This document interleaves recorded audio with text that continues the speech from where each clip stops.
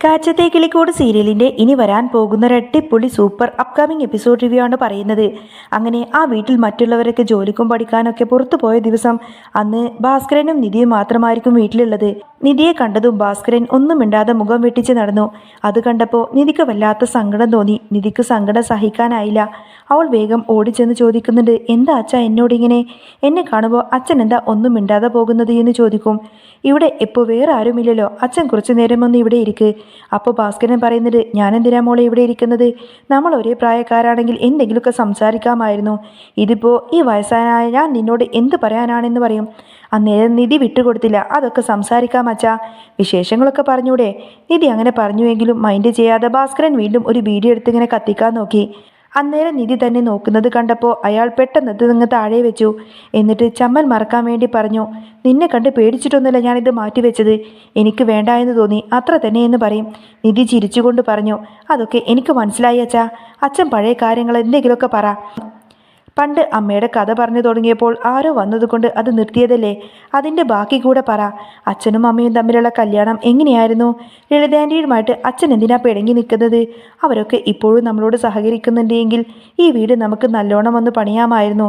എന്താ അച്ഛാ നിങ്ങൾക്കിടയിൽ എന്താ ഉണ്ടായത് എന്ന് ചോദിക്കും. എനിക്കറിയാം, അവർ കാരണമാണ് അച്ഛൻ്റെ ജീവിതത്തിൽ എന്തോ വലിയ നഷ്ടമുണ്ടായിരിക്കുന്നത് എന്ന്. അതൊന്ന് പറ അച്ഛാ. നിധി വീണ്ടും നിർബന്ധിക്കുന്ന സമയത്തിന് ഭാസ്കരൻ ഒന്ന് നിശ്വസിച്ചു. എന്നിട്ട് ഭാസ്കരൻ പറഞ്ഞിട്ട്, നീ ഒന്ന് പോ നിധി, എനിക്കതൊന്നും ഓർക്കാൻ പോലും വയ്യ. പക്ഷേ നിധി വീണ്ടും നിർബന്ധിച്ചപ്പോൾ അയാൾ ആ സത്യം തുറന്നു പറഞ്ഞു. മോളെ, ഞാനും നിന്റെ അമ്മായിയും, അതായത് സുഭാഷിൻ്റെ അമ്മയും തമ്മിൽ പ്രണയിച്ച് തന്നെയാണ് കല്യാണം കഴിച്ചത്. അവളെ ഞാൻ വിവാഹം കഴിച്ച് കൊണ്ടുവന്ന അന്ന് മുതൽ തന്നെ ലളിതയ്ക്കും അവളുടെ ഭർത്താവിനും ഈ ബന്ധത്തിനോട് ഒട്ടും തന്നെ താല്പര്യമില്ലായിരുന്നു. എങ്കിലും ഞങ്ങൾ സന്തോഷത്തോടെ തന്നെ ജീവിച്ചു. അവളെ ഞാൻ പൊന്നുപോലെ നോക്കി. അന്ന് ലളിതയുടെ ഭർത്താവ് ഗൾഫിലായിരുന്നു. കുറെ കഴിഞ്ഞാണ് അയാൾ നാട്ടിലേക്ക് വരുന്നത്. വന്നപ്പോൾ തന്നെ അയാൾ സുഭാഷിൻ്റെ അമ്മയെ കാണാനിടയായി. അവൾ നല്ല സുന്ദരിയായിരുന്നു. ആ ഭംഗിയാണ് എൻ്റെ 4 ആൺമക്കൾക്കും കിട്ടിയിരിക്കുന്നത്. അയാൾ ഇടയ്ക്കിടയ്ക്ക് എൻ്റെ വീട്ടിലേക്ക് വരുമായിരുന്നു. സ്നേഹമുള്ളത് കൊണ്ട് തന്നെ നമ്മളൊന്നും തന്നെ സംശയിച്ചില്ല. പക്ഷേ അയാൾ വന്ന് അവളോട് മോശമായി സംസാരിക്കാനും ദേഹത്തൊക്കെ കൈവെക്കാനും തുടങ്ങി. അവളത് എന്നോട് പറഞ്ഞു. ഞാൻ ആദ്യം അതത്ര കാര്യമാക്കിയില്ല. പക്ഷേ ശല്യം കൂടിയപ്പോൾ അവൾ പറഞ്ഞു ഇത് അയാളോട് പറഞ്ഞ് വിലക്കണമെന്ന്.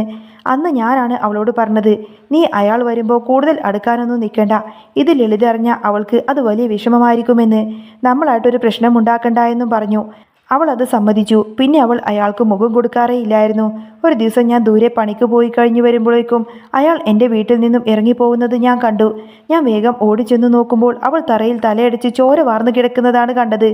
അയാൾ എന്തോ അവളെ ചെയ്യാൻ നോക്കിയപ്പോൾ അവൾ തടഞ്ഞതാവണം. അയാൾ തള്ളിയിട്ടപ്പോൾ തല എവിടെയോ ഇടിച്ച് ആ കിടപ്പിൽ കിടന്ന് അവൾ അങ്ങ് പറഞ്ഞു, ഭാസ്കരേട്ട ഞാൻ പോകുന്നു, എൻ്റെ മക്കളെ നല്ലോണം നോക്കിയേക്കണമെന്ന് അങ്ങനെ പറഞ്ഞു. അതിനുശേഷം അവൾ അങ്ങ് മരിച്ചു. പോലീസ് വന്നപ്പോൾ ഞാൻ മാത്രമാണ് ആ മുറിയിലുണ്ടായിരുന്നത്. നാട്ടുകാരൊക്കെ കരുതിയത് ഞാനാണ് അവളെ കൊന്നതെന്നാണ്. പക്ഷേ എനിക്കൊന്നും തന്നെ മിണ്ടാൻ പറ്റില്ലായിരുന്നു. ഞാൻ അപ്പോൾ ആലോചിച്ചത് എൻ്റെ പെങ്ങൾ ലളിതയെയും അവളുടെ മോളെയും പറ്റിയിട്ടാണ്. അയാൾ ജയിലിൽ പോയി കഴിഞ്ഞാൽ പിന്നെ അവരനാഥയായിരിക്കും. പിന്നെ ഞാൻ ആർക്ക് വേണ്ടിയിട്ട് ജീവിക്കണം?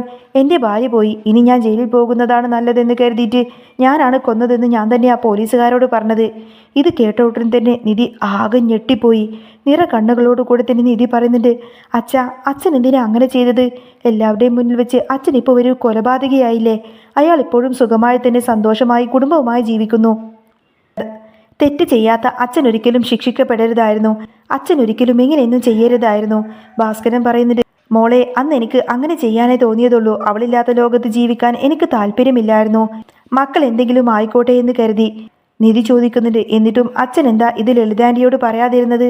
അവരുടെ ഭർത്താവാണ് എല്ലാം തകർത്തത് എന്ന കാര്യം അവരും കൂടി അറിയണ്ടേ? അച്ഛൻ ചെയ്ത ത്യാഗം അതൊന്നും അവരറിയുന്നില്ലല്ലോ. ഭാസ്കരൻ പറയുന്നുണ്ട്, അതൊന്നും സാരമില്ല മോളെ, ഞാൻ ഇനി മരിക്കുമ്പോൾ അവളുടെ അടുത്തേക്ക് പോകും. നിധി ഉറപ്പിച്ചു പറഞ്ഞു, ഇല്ല അച്ഛാ, സുനന്ദയും ലളിതാൻ്റിയും ഈ ഒരു കാര്യം അറിയണം. അവർ അച്ഛൻ്റെ കാൽക്കൽ വീണ് മാപ്പ് പറയണം. എങ്കിലേ സുഭാഷേട്ടൻ്റെയും സുനന്ദയുടെയും കല്യാണം നടക്കുള്ളൂ. ഭാസ്കരൻ തടയുന്നുണ്ട്, വേണ്ട മോളെ, നീ ആയിട്ട് ഇതൊന്നും അവരോട് പറയരുത്, അവർക്കതൊരിക്കലും താങ്ങാൻ പറ്റില്ല. പക്ഷേ നിധി മനസ്സിൽ ഉറപ്പിച്ചു ഇത് പറയണമെന്ന കാര്യം. പിറ്റേന്ന് അമ്പലത്തിൽ വെച്ച് ലളിതയും സുനന്ദയും കണ്ടപ്പോൾ നിധി കാര്യങ്ങളൊക്കെ തുറന്നു പറഞ്ഞു. ലളിത ആദ്യം ദേഷ്യപ്പെട്ടുവെങ്കിലും നിധി സത്യം വെളിപ്പെടുത്തുമ്പോൾ അവർ ആകെ തകർന്നു പോയി. നിങ്ങളുടെ ഭർത്താവ് കാരണമാണ് സുധീഷേട്ടന് അവരുടെ അമ്മയെ പോലും നഷ്ടപ്പെട്ടത്. ആൻറ്റി അനാഥയാകുമെന്ന് കരുതിയിട്ടാണ് അച്ഛൻ ആ ഒരു കുറ്റം ഏറ്റെടുത്തത് എന്ന് നിധി പറഞ്ഞപ്പോൾ ലളിത വിശ്വസിക്കാനാവാതെ നിന്നു. സത്യം തിരിച്ചറിഞ്ഞ ലളിത നേരെ ഭാസ്കരൻ്റെ അടുത്തേക്ക് ഓടി വന്നു. അയാളുടെ കാലിൽ വീണ് കരഞ്ഞുകൊണ്ട് തന്നെ മാപ്പ് പറയാണ്. ഏട്ടാ, എന്നോട് ക്ഷമിക്ക്, ഞാൻ ഇതൊന്നും അറിഞ്ഞില്ല എന്നൊക്കെ പറയും. എനിക്ക് വേണ്ടിയിട്ട് എൻ്റെ ഏട്ടൻ ഇത്ര വലിയ ത്യാഗം ചെയ്തിരുന്നോ? ആ ദുഷ്ടനാണോ എൻ്റെ ഏട്ടത്തിയമ്മയെ കൊന്നത്? അന്ന് ഏട്ടൻ എന്നോട് ഈ സത്യം തുറന്നു പറഞ്ഞിരുന്നുവെങ്കിൽ ആ വൃത്തികെട്ടവൻ്റെ കൂടെ ഞാൻ ഇത്രയും കാലം താമസിക്കില്ലായിരുന്നു. എനിക്ക് ലജ്ജ തോന്നുന്നു ഏട്ടാ, ഭാസ്കരൻ അവളെ ആശ്വസിപ്പിച്ചു പറഞ്ഞു. പോട്ടെ ലളിതേ, നിന്റെ ജീവിതം ഓർത്തുകൊണ്ട് മാത്രമാണ് ഞാൻ അന്ന് അങ്ങനെ ഒരു കാര്യം ചെയ്തത്. ഇനി നമുക്ക് അതൊക്കെ മറക്കാം. ലളിത പറയുന്നത് ഇല്ല ഏട്ടാ, അയാളെ ഞാൻ ഇനി വിടില്ല. അയാൾ ഇനി അനുഭവിക്കട്ടെ. ഇനി സുഭാഷിൻ്റെയും സുനന്ദയുടെയും കല്യാണം തന്നെ നമുക്ക് നടത്തണം. ഈ അനിയത്തി ഏട്ടൻ്റെ കൂടെ എന്നും തന്നെ ഉണ്ടാവും. ലളിതയുടെ വാക്ക് കേട്ടപ്പോൾ ഭാസ്കരനത് വലിയ സന്തോഷമായി. തൻ്റെ സഹോദരി സത്യം അറിഞ്ഞല്ലോ. സത്യം മനസ്സിലാക്കിയതിനു ശേഷം ലളിത നേരെ വീട്ടിലേക്ക് കയറി ചെന്നതിന് ശേഷം തൻ്റെ ഭർത്താവിനെ അവിടെ നിന്നങ്ങ് ആട്ടിപ്പായിച്ചു. ഇനി എൻ്റെ ഭർത്താവാണെന്നോ മകളുടെ അച്ഛനാണെന്നോ പറഞ്ഞിട്ട് നിങ്ങൾ ഇങ്ങോട്ടേക്ക് വന്നേക്കരുത്. സ്വന്തം സഹോദരി പോലെ കാണേണ്ട ഒരു പെണ്ണിനെ പീഡിപ്പിച്ചിട്ട് അവളെ അങ്ങ് കൊന്നു കളഞ്ഞതിന് ശേഷം ഒന്നും അറിയാത്തതുപോലെ നിങ്ങൾ ഇവിടെ വന്ന് നിൽക്കുമായിരുന്നോ? ഇത്രയും കാലം നിങ്ങൾ ചേർന്നിട്ട് എന്നെ ചതിക്കുമായിരുന്നല്ലേ? എൻ്റെ ഏട്ടൻ്റെ ജീവിതം പോലും നിങ്ങൾ നശിപ്പിച്ചു. എൻ്റെ ഏട്ടൻ്റെ മക്കൾക്ക് നിങ്ങൾ അമ്മയില്ലാതാക്കി. ആ കുഞ്ഞു മക്കളുടെ ജീവിതം പോലും നിങ്ങൾ ഇല്ലാതാക്കി. ഇത്രയൊക്കെ ക്രൂരത ചെയ്ത് നിങ്ങളെ എനിക്കിനി ഭർത്താവായിട്ട് വേണ്ട എന്നൊക്കെ പറഞ്ഞു കൊടുത്തിട്ട് ലളിത അയാളെ അവിടെ നിന്നും അങ്ങ് ആട്ടി പുറത്താക്കി. അയാൾ മാപ്പ് ചോദിച്ചുവെങ്കിലും ലളിത അതിനൊന്നും തന്നെ വഴങ്ങിയില്ല. അവസാനം ഭാസ്കരൻ്റെ മക്കളും ആ ഒരു സത്യം തിരിച്ചറിയുന്നുണ്ട്. അവരൊക്കെ വന്നിട്ട് അച്ഛനെ കെട്ടിപ്പിടിച്ച് അച്ഛനോടങ്ങ് മാപ്പ് ചോദിക്കുകയാണ്. ഇത്രയും കാലം സ്വന്തം അച്ഛൻ ഇത്രയും വലിയൊരു തെറ്റ് ചെയ്തു എന്നൊക്കെ ചിന്തിച്ചുകൊണ്ട് തന്നെ മക്കളൊക്കെ ഒരുപാടധികം ഭാസ്കരനെയൊക്കെ കുറ്റപ്പെടുത്തിയതായിരുന്നു. ആ ഒരു കുറ്റപ്പെടുത്തിയതിൽ അവരൊക്കെ ഒരുപാടധികം സങ്കടപ്പെട്ടു. ഭാസ്കരൻ അവരെല്ലാവരെയും ചേർത്ത് പിടിച്ചു. ഭാസ്കരൻ്റെ കുടുംബത്തിലെ സത്യങ്ങൾ പുറത്തു വന്നതോടുകൂടെ തന്നെ ആ വീട് പഴയ ഉത്സവ പ്രതീതിയിലേക്ക് മാറുകയായിരുന്നു. ലളിത തൻ്റെ ഭർത്താവിനെ വീട്ടിൽ നിന്നും ഇറക്കി വിട്ടതോടുകൂടെ തന്നെ മനസ്സിന് വലിയൊരു ഭാരം ഒഴിഞ്ഞു പോയതുപോലെ തോന്നി. അവൾ നേരെ ചെന്ന് ഭാസ്കരൻ്റെ അടുത്തേക്കാണ്. ഏട്ടാ, ഇത്രയും കാലം ഞാൻ ഏട്ടനെ ഒരുപാടധികം വേദനിപ്പിച്ചു. കൺമുന്നിലെ സത്യം കാണാൻ എനിക്ക് കഴിഞ്ഞില്ല. ലളിതയുടെ കണ്ണുകൾ വീണ്ടും നിറഞ്ഞു. ഭാസ്കരൻ അവളുടെ തലയിൽ കൈവച്ചുകൊണ്ട് തന്നെ അനുഗ്രഹിച്ചു. അതൊക്കെ പോട്ടെ മോളെ, ഇപ്പം നീ ഏതായാലും സത്യം അറിഞ്ഞല്ലോ, അത് മതി എനിക്ക്. നിനക്കൊരു പെൺകുട്ടിയാണുള്ളത്. നിന്റെ ജീവിതം ഒരിക്കലും തകരാതിരിക്കാൻ വേണ്ടിയിട്ടാണ് ഞാൻ അന്ന് അങ്ങനെയൊക്കെ ചെയ്തത് എന്നൊക്കെ പറയാണ് ഭാസ്കരൻ.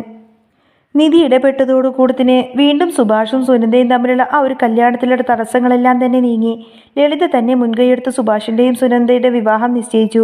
ആ പഴയ വീട് പുതുക്കി പണിയാനുള്ള പ്ലാനുകളെല്ലാം തന്നെ നിധി തയ്യാറാക്കുന്നുണ്ടായിരുന്നു. അന്നേരം ലളിത അങ്ങോട്ടേക്ക് വന്നു. അവൾ തൻ്റെ ആഭരണങ്ങളടങ്ങിയ ഒരു ചെറിയ പെട്ടി ഭാസ്കരന് മുന്നിലേക്ക് വെച്ചു. ഇതെന്താ മോളെ? ഭാസ്കരൻ അത്ഭുതത്തോട് ചോദിച്ചു. ഏട്ടാ, ഈ വീട് പുതുക്കി പണിയാൻ വേണ്ടിയിട്ട് ഇത് ഉപയോഗിക്കണം. ആ കുറ്റവാളികളുടെ കൂടെ ജീവിച്ചപ്പോൾ എനിക്ക് കിട്ടിയതൊന്നും തന്നെ എനിക്ക് വേണ്ട. ഇതെൻ്റെ അമ്മ എനിക്ക് തന്നതാണ്. നമ്മുടെ വീട് എൻ്റെ ഏട്ടത്തിയമ്മ ആഗ്രഹിച്ചതുപോലെ തന്നെ സുന്ദരമാക്കണം. സുഭാഷിൻ്റെയും സുനന്ദയുടെയും വിവാഹം നടത്തണം. എന്നിട്ട് അവർക്കിവിടെ ഒരുമിച്ച് സന്തോഷത്തോടെ ജീവിക്കണമെന്നൊക്കെ പറയാണ് ലളിത. ഭാസ്കരൻ്റെ 4 ആൺമക്കളും അച്ഛനോടുള്ള കടപ്പാടിൽ വികാരധീനനായിരുന്നു. സുഭാഷ് തൻ്റെ അച്ഛൻ്റെ കൈകൾ ചേർത്ത് പിടിച്ചു പറഞ്ഞു. അച്ഛൻ അനുഭവിച്ച ഈ ജയിൽവാസം ഞങ്ങൾക്ക് വേണ്ടിയിട്ടായിരുന്നു എന്ന് ചിന്തിക്കുമ്പോൾ നെഞ്ചു പൊട്ടുന്നു അച്ഛാ. ഇനി അച്ഛനെ ഞങ്ങൾ ഒരു കുറവും അറിയിക്കാതെ നോക്കിക്കോളാം. ഭാസ്കരൻ ചിരിച്ചുകൊണ്ട് പറഞ്ഞു. നിങ്ങൾ നന്നായി ജീവിക്കുന്നത് കാണാനാണ് എൻ്റെ ഏറ്റവും വലിയ സന്തോഷമെന്ന്. അങ്ങനെ നമ്മളെല്ലാവരും കാത്തിരുന്ന ആ ഒരു ദിവസം വന്നെത്താണ്. വളരെ ലളിതമായി എന്നാൽ സന്തോഷത്തോടു കൂടി തന്നെ സുഭാഷിൻ്റെയും സുനന്ദയുടെയും ആ ഒരു വിവാഹം അങ്ങ് നടക്കുകയാണ്. അമ്പലത്തിൽ വെച്ച് നടന്ന ചടങ്ങിൽ ഭാസ്കരൻ ലളിതയും ഒരേ മനസ്സോടുകൂടി തന്നെ ആ ദമ്പതികളെ അനുഗ്രഹിച്ചു. നിധിയാണ് എല്ലാത്തിനും നേതൃത്വം നൽകിയത്. ഒരു വലിയ വിദ്വേഷത്തിൻ്റെ മതിലാണ് നിധിയുടെ സത്യസന്ധതയിലൂടെ തകർന്നു വീണത്. ഭയവും കുറ്റബോധവും മാറിയപ്പോൾ സ്നേഹം ആ കുടുംബത്തിലങ്ങ് തിരിച്ചെത്തി. ഭാസ്കരൻ നേരെ ആകാശത്തേക്ക് നോക്കി മന്ത്രിച്ചു. കണ്ടോടി, നമ്മുടെ മക്കൾ സുഖമായിരിക്കുന്നു. ദൂരെ ആകാശത്തിൽ നിന്ന് ഒരു നക്ഷത്രം തിളങ്ങുന്നത് പോലെ അയാൾക്കന്നേരം നോക്കി. അയാൾ ആ നക്ഷത്രത്തെ നോക്കിയിട്ടിങ്ങനെ പുഞ്ചിരിക്കണേ. സുഭാഷിൻ്റെയും സുനന്ദയുടെയും വിവാഹത്തിന് നാട്ടുകാരെല്ലാവരും തന്നെ സാക്ഷ്യം വഹിച്ചു. ഒരു കാലത്ത് പരസ്പരം മിണ്ടാതിരുന്ന കുടുംബങ്ങൾ ഇന്ന് ഒരേ പന്തലിൽ. നിധി അന്ന് ഒരു മാലാഖയെപ്പോലെ ഓടി നടന്ന് കാര്യങ്ങളെല്ലാം നിയന്ത്രിച്ചു. വിവാഹ ദിവസം ഭാസ്കരൻ തൻ്റെ മകളെയും മരുമകളെയും കൈകൾ ചേർത്തി പിടിച്ചപ്പോൾ അയാളുടെ കണ്ണെല്ലാം നിറഞ്ഞൊഴുകുന്നുണ്ടായിരുന്നു. അത് സങ്കടം കൊണ്ടല്ല, മറിച്ച് തൻ്റെ ജീവിതം സഫലമായതിൻ്റെ സന്തോഷം കൊണ്ടായിരുന്നു. ഇതേ സമയം ലളിത നൽകിയ പരാതിയിൽ അവളുടെ മുൻ ഭർത്താവിനെതിരെ പോലീസ് അന്വേഷണം ആരംഭിച്ചു. അയാൾ ചെയ്ത ക്രൂരതയ്ക്ക് അർഹമായ ശിക്ഷ വൈകാതെ തന്നെ ലഭിച്ചു. ഭാസ്കരൻ്റെ പേരിൽ അന്ന് വീണ ആ കറുത്ത പുള്ളി മാഞ്ഞു പോയിരുന്നു. ഇന്ന് നാട്ടുകാരുടെ കണ്ണിൽ അയാൾ ഒരു കൊലപാതകിയല്ല, മറിച്ച് തൻ്റെ സഹോദരിക്ക് വേണ്ടിയിട്ട് സ്വന്തം ജീവിതം ബലി നൽകിയ ഒരു വലിയ മനുഷ്യനാണ്. അങ്ങനെ നിധിയുടെ തന്ത്രപരമായ ഇടപെടലോടുകൂടി തന്നെ ആ ഒരു കുടുംബം വീണ്ടും ഒന്നിക്കുന്ന ഒരു അടിപൊളി സൂപ്പർ രംഗങ്ങളൊക്കെ തന്നെയാണ് കേട്ടോ വരാൻ പോകുന്നത്. അപ്പോൾ നിങ്ങൾക്ക് ഈ ഒരു ചാനൽ ഇഷ്ടമാവുകയാണെങ്കിൽ സബ്സ്ക്രൈബ് ചെയ്യാനും സപ്പോർട്ട് ചെയ്യാനും മറക്കല്ലേ. നെക്സ്റ്റ് വീഡിയോ ആയിട്ട് ഉടനെ വരാം. ബൈ.